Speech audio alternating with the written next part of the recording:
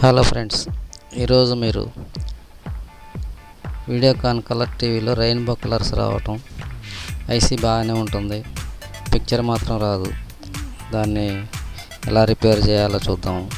Simple complaint ఇది. ఇప్పటివరకు మీరు నా ఛానల్ సబ్స్క్రైబ్ చేయకపోతే సబ్స్క్రైబ్ చేయండి ఒకసారి.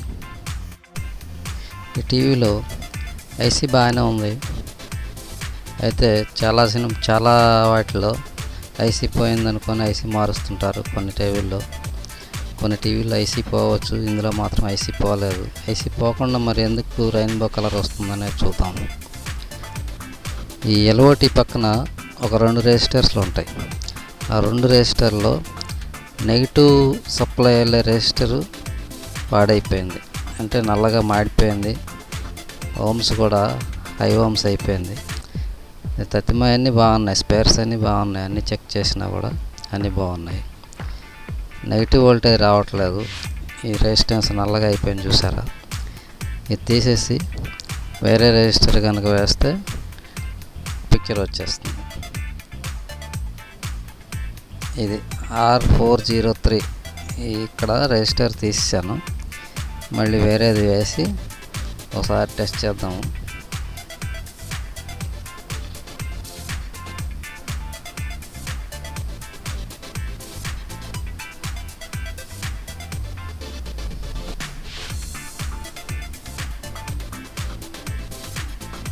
బోర్డు అడుగు భాగంలో రెజిస్టర్ వేసాను టెస్టింగ్ కోసం.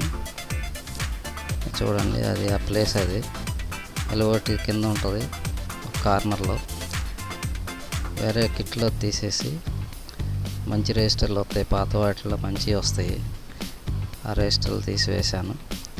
ఇప్పుడు ఆన్ చేసి చూద్దాము.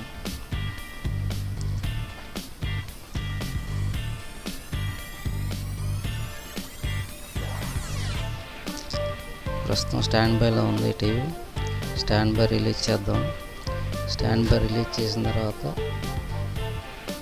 జనరల్గా ఒక 5 సెకండ్లు పడుతుంది ఆన్ అవటానికి, లేదా 10 సెకండ్లు. ఓకే, రాస్టర్ బ్లూ కలర్లో వచ్చింది, ప్లెయిన్గా వచ్చింది. ఇంకా వీడియో కనెక్షన్ పెట్టలేదు, మెనూ కూడా బాగుంది.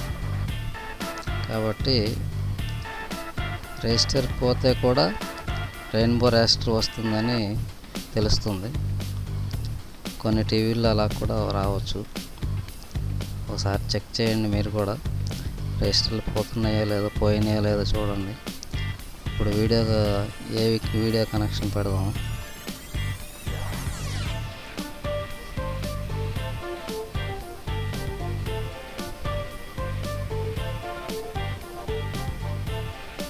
రెజిస్టర్లో పిక్చర్ కనపడుతుంది. పిక్చర్ కూడా కరెక్ట్గానే వచ్చింది, పైన కింద కూడా కరెక్ట్గా ఉంది, నో ప్రాబ్లం. ఇదే విధంగా మీరు కూడా ఐసీ పోయిందో లేదో చూసుకున్న అన్నీ బాగుంటాయి, కానీ రెజిస్టర్ చూడటానికి బాగుంటుంది. వోల్టేజ్ కూడా లైట్గా వస్తుంది, ఎక్కువ రాదు. అందుకని ముందుగా ఈ రెజిస్టర్లు చెక్ చేసుకోవటం మంచిది. చాలామంది ఐసీ పోయిందని చెప్తుంటారు, చాలా వీడియోల్లో చూసాం మనం.